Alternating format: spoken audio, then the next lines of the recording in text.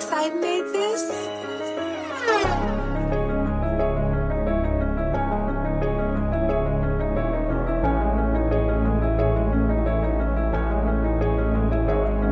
This the rant of the real. Everybody telling lies is true first, so it's fuck how they do feel.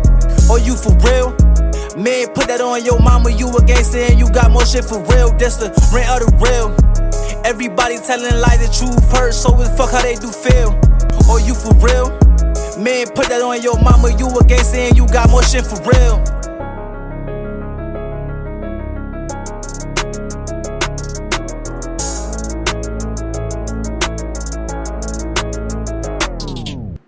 What's up, guys? Welcome back to Rant to the Real, the power real niggas get on here and rant. This is the #1 podcast in the top 50. No need to look that up. Google is wrong. They're stealing your data. I would not trust them. I am your host, Uncle Chab, the hardest working in the world. Now let's start your day off with eggs, bacon, vibes. And I have nothing but vibes for you guys today. I'm doing something new. I saw it on a YouTube video, and I was like, you know what? I actually have the lights to do that. So, I only have one bright light going, and the rest of these lights are blue. So, I just want to see how it comes out, just trying shit. Like, let me know what you guys think of the video and, how that works out. Because usually, I'll have that bright light. But no, we're going blue. We don't need the super bright studio light. And then there's a light on the camera that's blue, and there's another light over there that's blue. We're doing it big today, We just got blue lights. And we're going to change the background. We're not in space today. We're not at the office. I don't know. Maybe riding the eagle or some shit. I don't know. Whatever I decide, I want to just... I think I finally found the perfect camera angle. I think right where this is, I like it. I'm going to grab some tape. I'm going to mark the spot because the tripod moves every time. And sometimes I'm like, I'm not going to touch it. Somehow it ends up over there, and it just ends up messed up. So I'm not going to move it. I'm going to mark this spot off because I like where it is. I gotta tell you guys how my week was. It's a great week. I can't complain. I ordered me a new bike so I could start my new YouTube channel. I will let you guys know when it is up. You can watch that first video. Having technical difficulties. The bike isn't in working order right now, which is insane because it came Thursday. Friday it stopped working. So, yeah. Very upsetting, but it's all right. I'm getting it fixed. It's in the works. I've already, yelled at a bunch of people. I was like, listen, fix this or send me a new one. One of the two needs to be done. So, we're getting on it. We're going to be back in action. Camera's ready to go. I got me a new camera. Not for this, though. Actually, I am going to use it because in 2 weeks, we're going to be doing roll pods. And so the new camera will be recording the roll pods, and I won't be taking my big camera with me. So, new action camera. I did say I needed a new camera. I did get a new camera. You know what? You ask God what you want, he delivers. May not be specific, but he delivers. So, as for a camera, I received the camera. I'm not complaining. I'm very happy. Now, I guess I need to be more specific. I need a bigger camera. I'm actually gonna start. I'm just gonna make a Craigslist or some type of post. Looking for creative minds. I want to sit together with more like-minded individuals who sit in the similar space as me. There's other podcasters that exist in the town, or shall I say did. They haven't. The ones that started off solo have quit a long time ago. I think 3 in, 1 in. Hell, some of them didn't even go off the ground. The wings never took flight. And then there are some that do they had 2. when it comes to like doing a duo, like you and another person, y'all gotta really be locked the fuck in. Like y'all have to really be locked in. And I'm sorry, I see a lot of those fail. There's another one. We got like a city famous YouTuber. If you find him, you find him. People know who he is. He has a podcast. If you watch it, it kind of runs into the same traps that a lot of people that have whose things focus on a bunch of people and guests. It kind of falls into that of when this stops, or people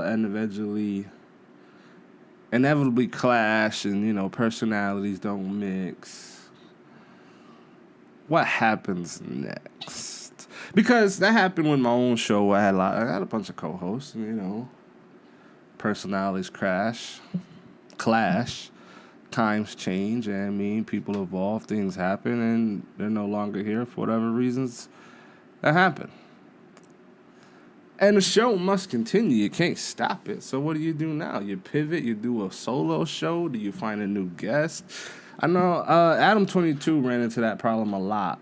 I mean, that's probably not his current problem right now, but like if you watch his shows throughout time and the reasons why he goes through what he goes through, it's the issues with his co-hosts and stuff like that. So it's like, it's really hard to get you a yin and yang sometimes, because not all the time this person's going to be able to record, not all the time this person wants to talk about this or that. Personalities will clash. Will the show survive? Not everybody can be, Kobe and Shaq. Can't be Cam and Mace. Can't be Bert and that other guy, 2 bears, 1 cave. You got to find the right person. So you know what? It's time to start looking. Probably won't share this space, Ain't no problem. There will not be a shared space on this. There will definitely be a collaboration, maybe every so often an appearance or, start up a new show. But far as shifting the bread and butter, no, this is a solo show. This is a one-man band. Fly home, buddy, I work alone. The content is good. The content is definitely good. The talking points are there. It's just the eyeballs need to find it. And that's all it takes is just keep pushing, As I said before, you don't do almost 200 and then just say, well, that's a wrap. No. You do it, you keep going, and eventually it'll grab traction. It'll grab, it'll bite. Nothing good happens in a day, Nothing probably good happens in your first year. Hell, business, they teach you're not even going to make money your first year, sometimes 2. So, comes with the territory, right? You got to do what you got to do. Got to grind a little harder. And that's what I've been doing this week. I think I finally found a schedule that I can work with. I'm going to hit the gym running. I'm going back to my home gym tomorrow. They'll be open long enough for me to get a quick pump in. Like I said, I couldn't do this LA Fitness thing. It's going to be open long enough for while I'm on the road in Tennessee. And then when I come back, actually before I leave, I'm going to cancel it in there because I don't like that gym. I hate going to that gym. I like the smaller gyms, do what you got to do, get in, get out. It just doesn't feel as claustrophobic. There's comfortability and familiar, and I definitely know that I am a creature of habit and familiarity. And there's a lot of things where I try to scrub myself out of that space where I'm like, let me go do something uncomfortable. Let me go do something new. Let me do. But there's certain things that I don't know. I'm just not willing to change and see all these new faces. With my old gym, yes, there is new faces, but I do end up seeing the same 5. Like, them same 5 faces never change. They always there. 4 o'clock's when they normally roll in. They do their workout. And you feel me? I done met some of them. They actually do some cool stuff outside of the gym. And, like, You know what I mean? I like that. It's small, acquaintable, you can talk to people, move around. This one, you're just not going to see the same people. You're not even going to see the same workers sometimes. So it's just, I don't know. I don't like it. It's too much moving parts. I'm not at the constant moving parts space yet. Yeah, I mean, like, I've been working the same job for a long time. And I see the same faces. I go to the same places. I talk to the same people. There's familiarity in there. This new job, yeah, I only been there 2 weeks, but I still see the same people. I guess, like, if you have a revolving door of different faces and different stuff, that's a lot. And that just goes with anything. Because I remember when I worked security, I hated the fuck out of that because it was just constant changing faces. And it was just new. And granted, you can't control everything. And I'm not trying to control everything. But I would like a few things to stay the same. So that's where we are. We're going back to the home gym where I was comfortable, where I liked the weights. And we're just going to do it that way. You know what I mean? I don't care what y'all got to say. I'm going to do what I want.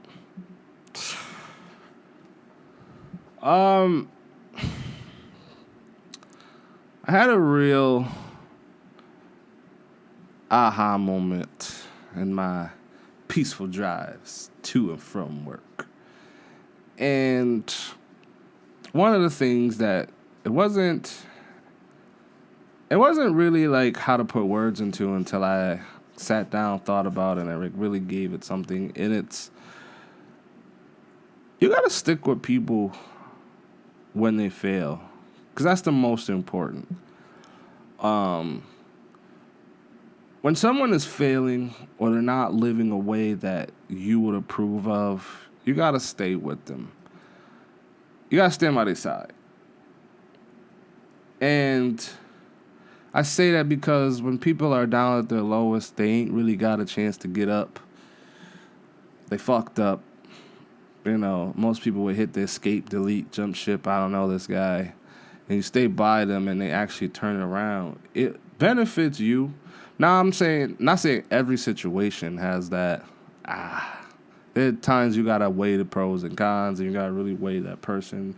But usually it pays out when you stick by people when they're at their lowest. I know personally I have closed a bunch of doors on people that have left. That, you know, could have stayed, should have stayed. Kept rolling the dice. Keep believing in me. You know what I mean? I usually deliver everything that I promise. Usually. I try to think that I do. But sometimes I truly sit back and I think about, you know, certain situations and people that I'm like, well, maybe it really isn't bad. Maybe fix the bridge one more time. Maybe be Bob the Builder one more time. And then I have to sit back and I have to think about, no, because I didn't have any bricks and I was just kind of sitting in the mud. Nobody would. That person really wasn't there. And then when I done got make my own bricks, found some mud, found some water, heat source, built my own bricks, traded them for better bricks, built a bridge. It came through with a rocket launcher and broke the bridge again. So at that point, it's like, what the fuck am I fixing this bridge for? When I was truly just sitting by this riverbank and ain't have a way to shape the bricks, to make the own home mud bricks, I'd do that by myself. Something I heard, and it kind of just like, it's what I live by, is that sometimes in this life or the next, you aren't going to get along with people. You know what I mean? It doesn't matter if it's family, enemy, friend, somebody you've never met before, and they looked at you and they don't like you. This life and the next, there are people who just don't like you, and there's nothing you can do to fix that. So you can either beg and weep, plead and wish that they would, or you can just say screw it and let it go. I say screw it and let it go. I know that there's a certain point in life where you gotta take in accountability and you're sitting in the pearly gates and you're talking to whoever it is you believe in. And they ask you how you treated people. And they ask you how many times did you forgive people. You gotta sit there and account for that. I guess there's some people on that list that you just have to accept the fact that, when you get asked, I got 3 people on that list that, I ain't forgive them. I ain't respect them. I didn't do right by them. It is what it is. We all got lists. I know I got mine. I can't say I'm better than anybody. I got my list. My list is not small at all. People I know. People I don't know, but I know. Family, friends, shit. I wouldn't really say friends at that point, because why are they still my friend? But yeah, I don't know. There's a certain point where you just gotta accept the fact that certain things ain't gonna change. It is what it is. You gotta accept the fact that you'll never see them the same and they'll never see you the same, family or friend. Foe or non-foe. It's a crazy world we live in, But what can we do? But now, you gotta stick by people when they failing, because you never truly know what they're gonna come out to be. Like, Tiger Woods fucked up a bunch of times, lost a bunch of sponsors, but he had some that stayed loyal by him, and those are the only ones he kept partnering up with. And every time, he'd fuck up, he'd keep his loyal sponsors to stay by him. And then he'd just go win the fucking World Cup or the tour or whatever it is that they do. And it paid out for them. You gotta bet on people sometimes, Not all people, because some people you bet on them, you will fucking lose. I ain't gonna lie to you. You will lose. I truly do hate, though, that the few people you do better on, you're like, they gonna win. Check this gamble out. And it fails. But that's the whole point of a gamble, I would say. Like, the whole point is to hit the big money so you can get the, I did it. I told you. Don't count them out just yet. I guess I never really got the whole, I guess I gamble on people before I really gamble on, like, money. Like, I'm more okay with gambling excitement or disappointment in someone and be like, you know what, I had hopes for you, you failed me, I lost. Versus throwing some cash down and I lost and now I'm upset. I know those are two different, like, spaces. Like, we talking about apples and oranges. Yeah, they fruit, but not the same fruit. But hear me out. I think I've only been to the casino a couple times and I hated every time at the casino. I always bet absolutely nothing. And then when it's all gone, I'm like, well, fuck it. I ain't have really much to lose anyways.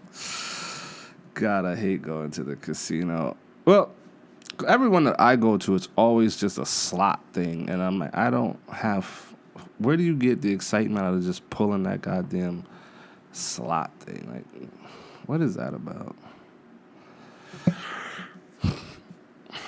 Now we switch over to a more serious topic, What is going on in the world?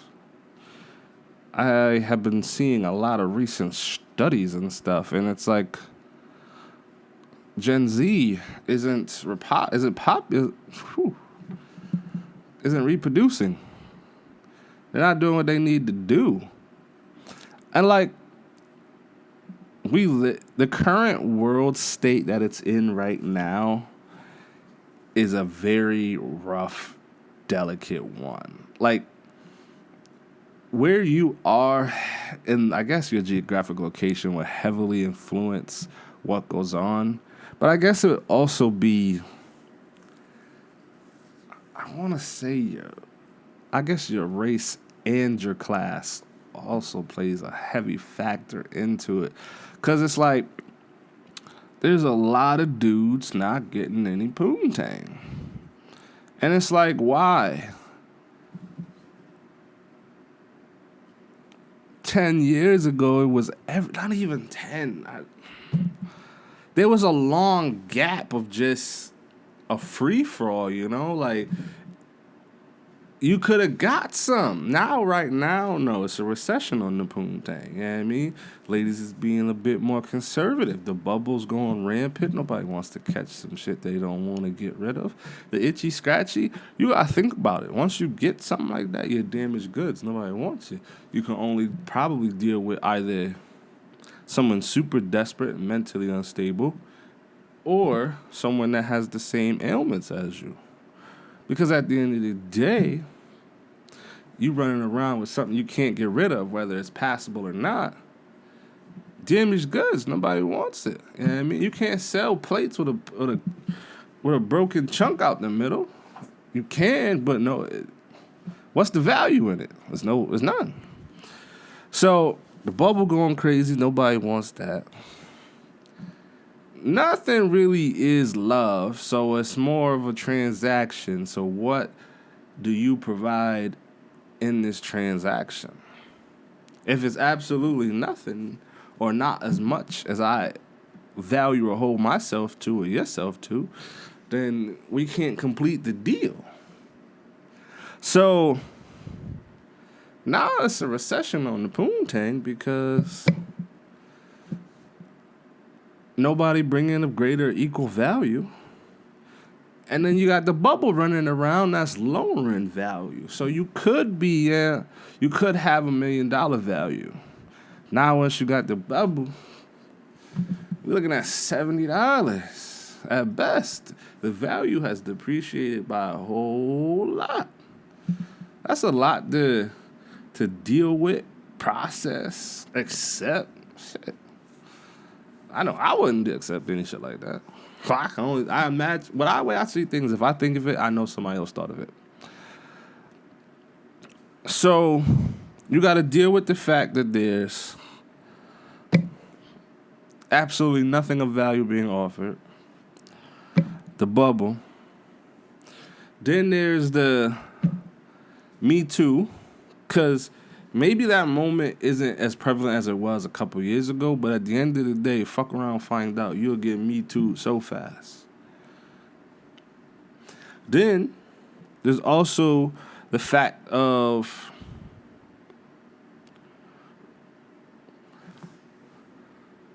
what if they not even playing on the same baseball field as you?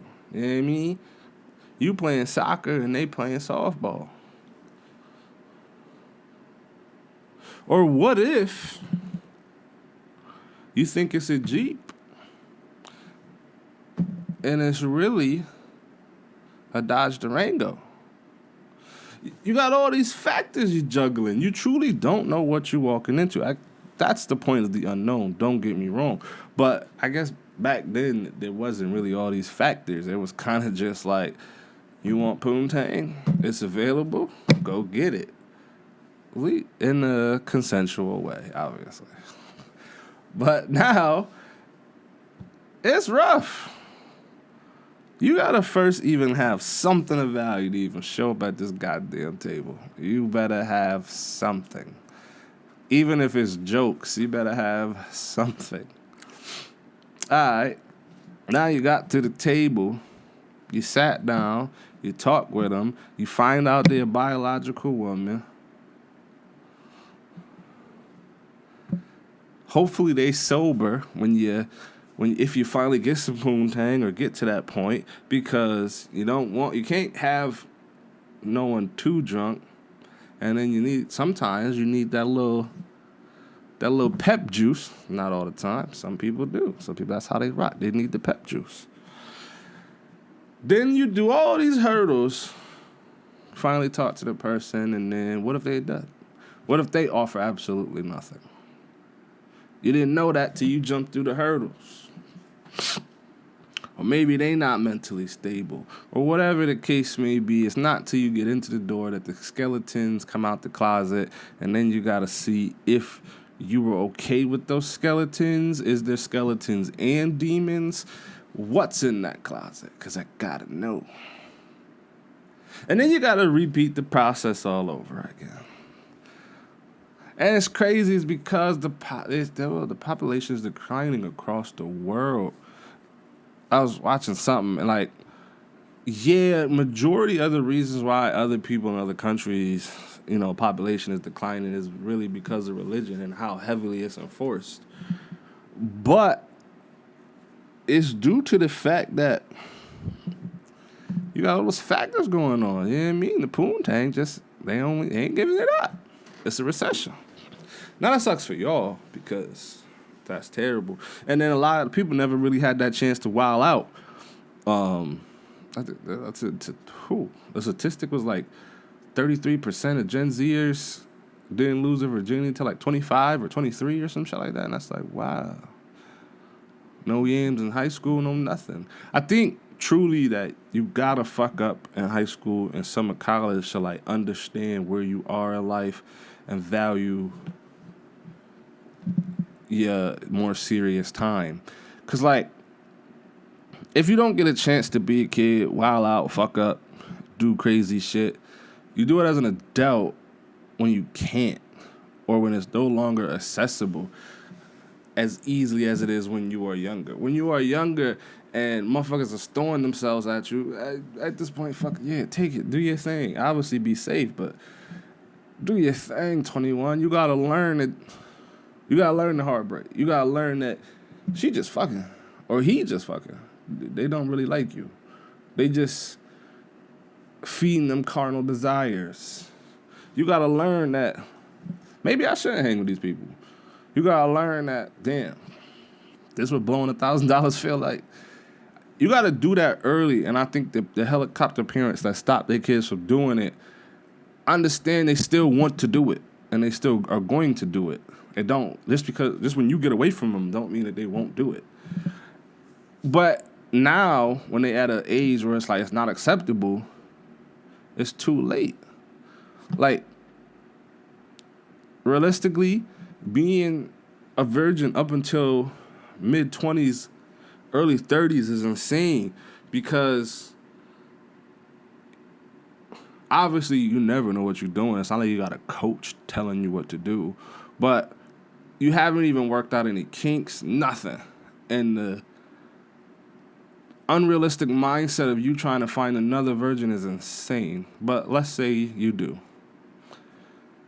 Y'all both, if not just you as the man, probably been watching some wild shit on the internet. Don't get me wrong. I have seen some crazy ass shit, and I'm like, wow, this is what they get off to? Like, this shit wicked.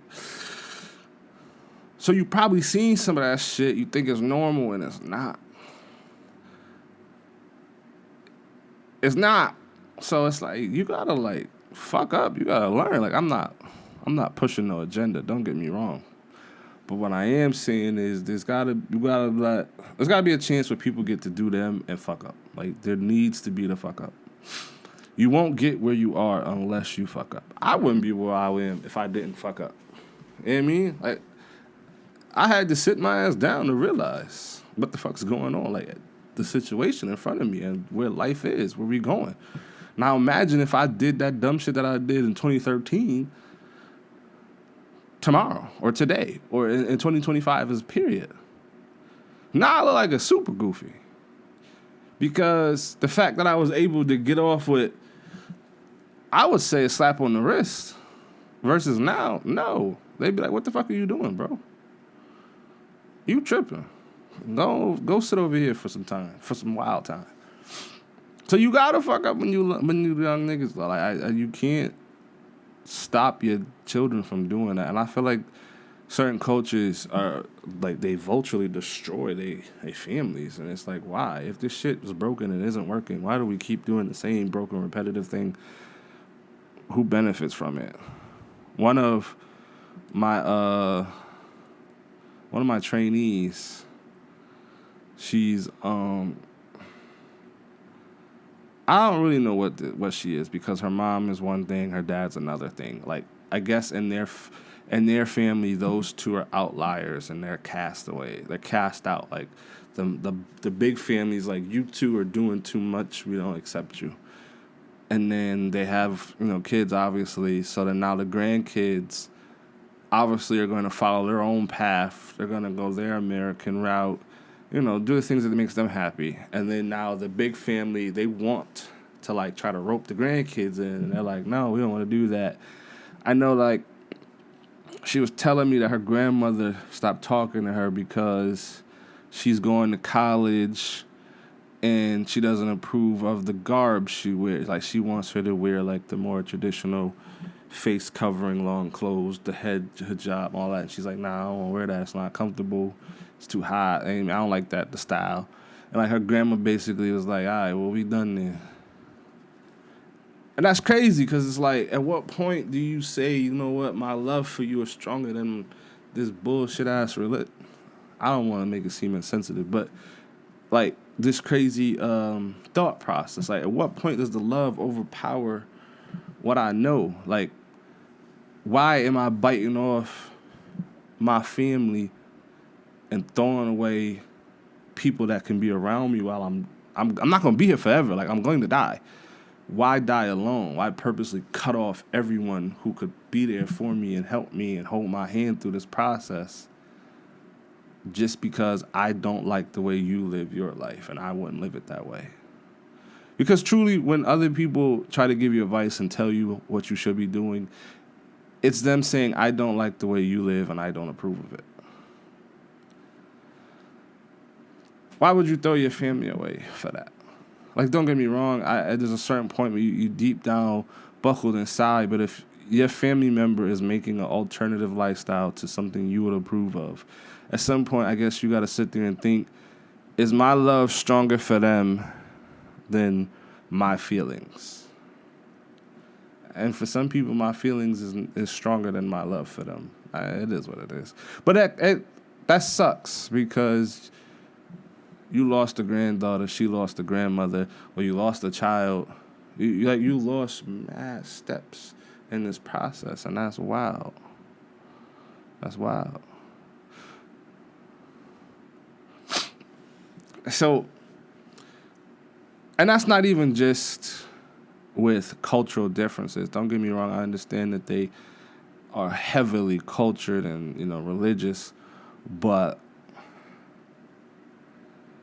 that's even in Americans with less culture and less religion. It still boils down to my feelings overpower my love for you, and I'm not going to change how I feel or back down from it.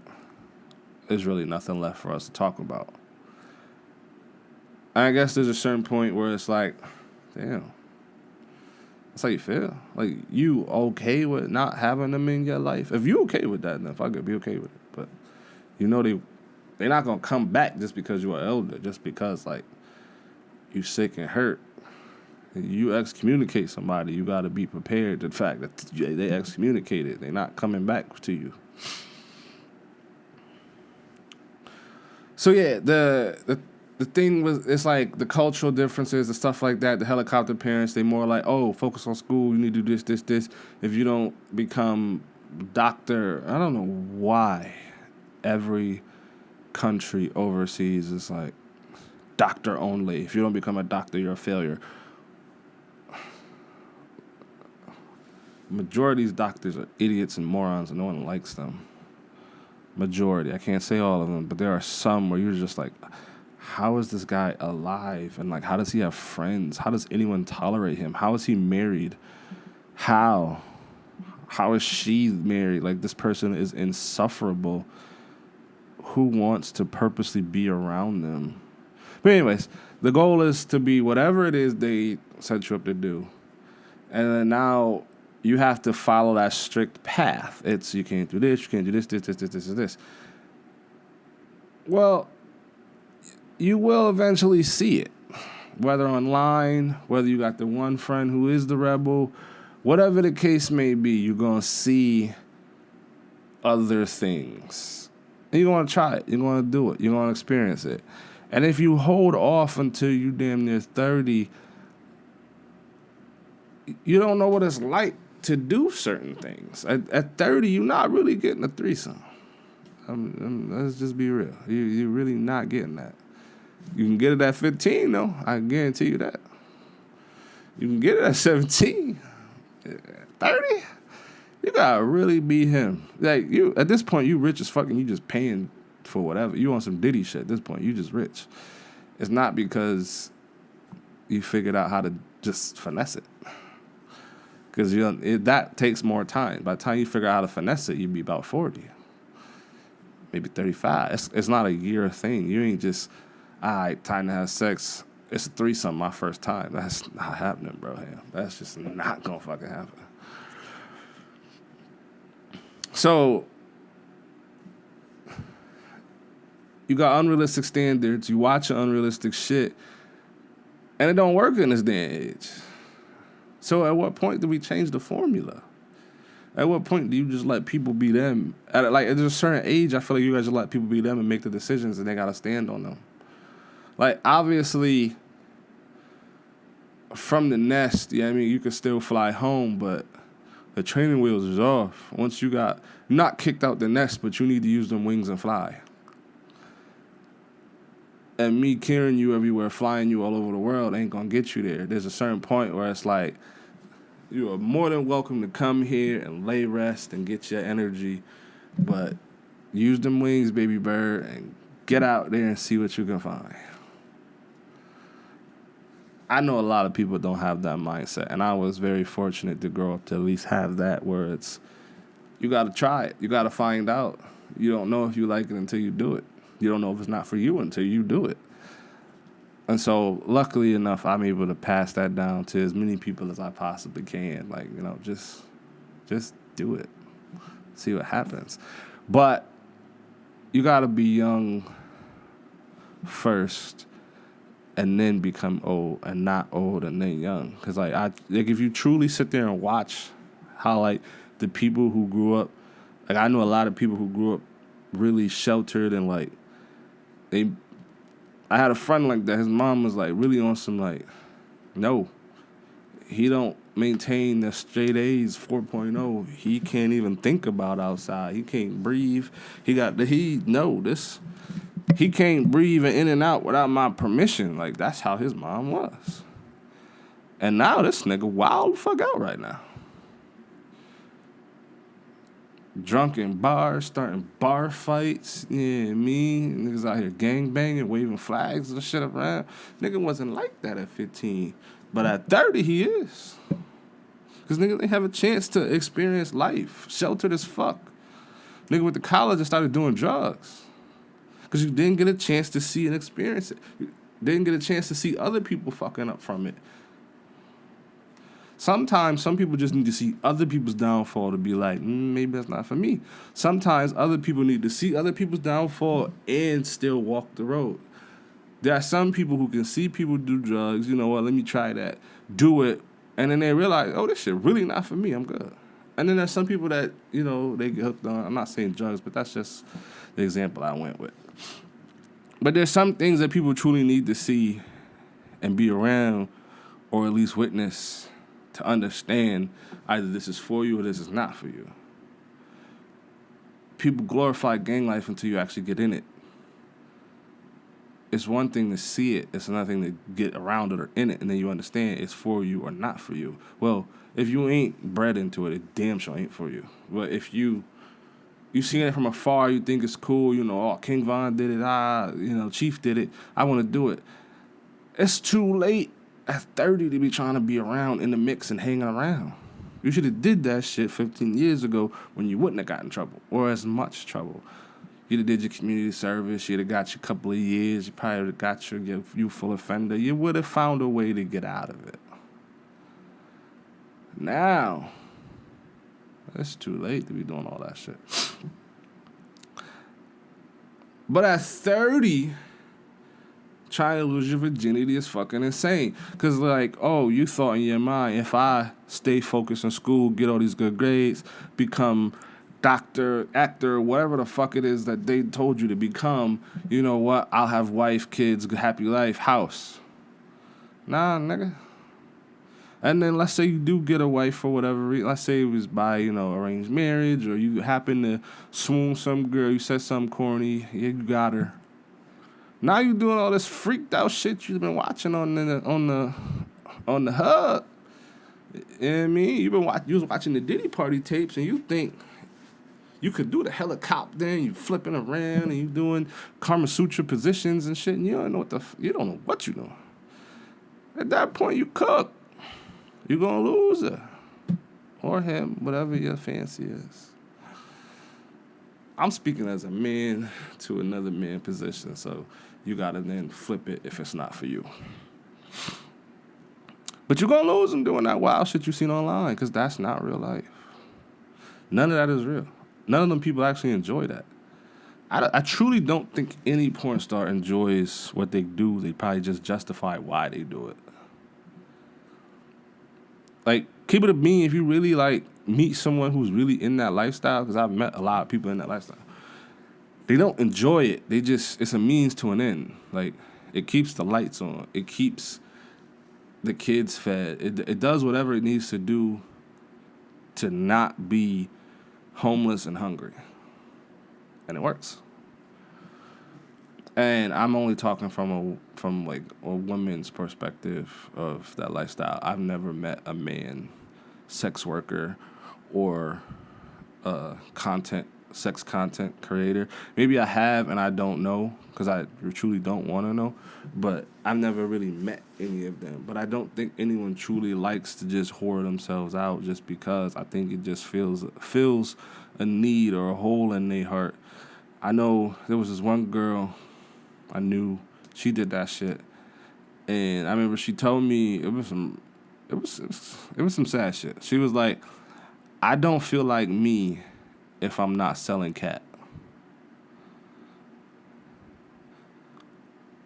She don't like to do this shit, but it does what it does. And I mean, at this point she doing crazy shit for $80 with these 90-year-old men. I don't think anybody likes that. But I guess if you don't want to live under a bridge, and this is the only thought, I guess you kind of do that. I don't know. I've never been in those positions, and I never will wear those shoes, so I could not tell you those experiences. I only tell you what other people tell me. And I keep that identity safe, because you never know who that person is. But all right, y'all, we're going to get out of here. We're going to wrap it up. We're going to call it a day. Thank you for tuning in to the words of a madman. We do not need phone calls right now. But nah, tune in next week, y'all. We're going to have good content, great content, amazing content. Shout out to those boys and girls over at Patreon. You guys are everything, and you keep me going. Prophet D, Amy, Deja, Special K, you guys are awesome, and I love you.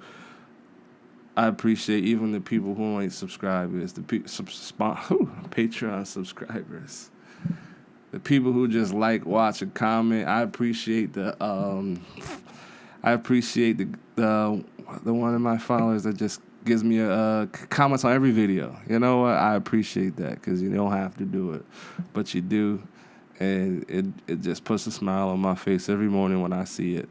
And I usually try to comment, and then when I'm middle of doing something, I always gonna put it down, or sometimes I walk away and think I'm coming back, and I mean well. But tune in next week, y'all.